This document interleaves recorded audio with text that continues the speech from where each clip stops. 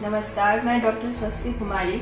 मेरे हॉस्पिटल का नाम शिवम हॉस्पिटल है और यहाँ पे शिवम IVF हॉस्पिटल भी रन करता है। मेरा हॉस्पिटल जेल रोड में मोहम्मदपुर में स्थित है। यह हॉस्पिटल नेशनल हाईवे पे ही है और 2020 में मैंने इस हॉस्पिटल की स्थापना की है।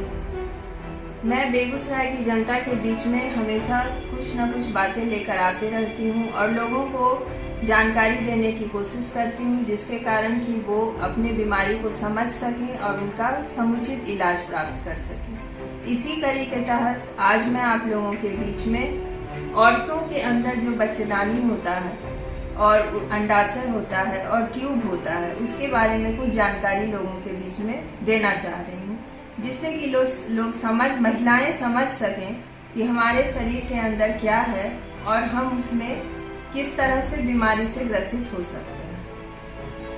आते हैं कि मेरे सामने बच्चेदानी का मॉडल है।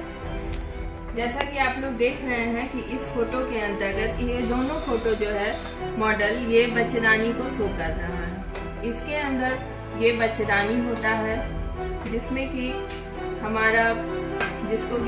हमारा गर्भाशय, जिसको कि हिंदी में गर्भाशय भी बोला जाता है, और इसके अंदर बच्चा ठहरता है। यह जो आप लाइनिंग देख रहे हैं यह बच्चेदानी के अंदर की झिल्ली होती है, जो कि महिला जब मासिक में होती है तो हर महीने यह झिल्ली मासिक में ब्लड के रूप में बाहर निकलता है।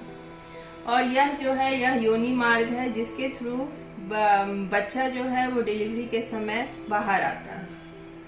और यह जो आप देख रहे हैं इसको हम लोग फैलोपियन ट्यूब बोलते हैं और हिंदी के भाषा में आम लोगों को समझाने के लिए बच्चेदानी का नस भी बोला जाता है। और यह जो है यह अंडाशय है। औरत के अंदर इस अंडाशय को समुचित रूप में कार्य करना बहुत ज्यादा जरूरी है, क्योंकि इस अंडाशय में ही सारे हार्मोन्स बनते हैं जो एक औरत को औरत और औरत को मर्द से अलग बनाते हैं।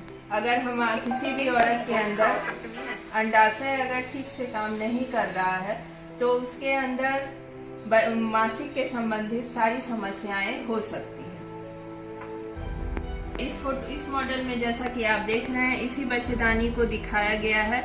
यहाँ पे आप अच्छी तरह से देख सकते हैं कि यह हमारा गर्भाशय है और यह अंडाशय है और ये दोनों तरफ का ट्यूब है और यह योनि बच्चेदानी का मुंह है, जहाँ पे इन्फेक्शन होने से औरतों में हार्ट की बीमारी और पानी गिरना जैसी बीमारी शुरू हो जाती है।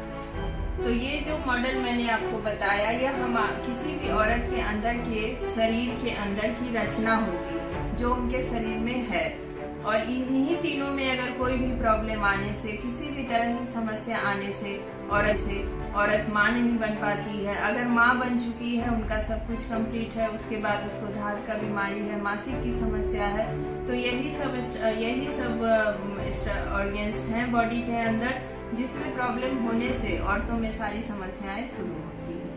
मेरे इस वीडियो के माध्यम से मैंने आप लोगों के बीच में इसकी जानकारी देने की कोशिश की है, जिससे कि आप अपने अंदर के ऑर्गन्स को, अपने अंदर में बच्चेदानी को, ट्यूब को, अंडाशय को, योनि मार्ग को, इन सब चीज को अच्छी तरह से समझ सकें, जिससे कि आपके अंदर अगर कुछ भी समस्या होती है तो आप उसका समुचित इलाज प्राप्त कर सकते हैं।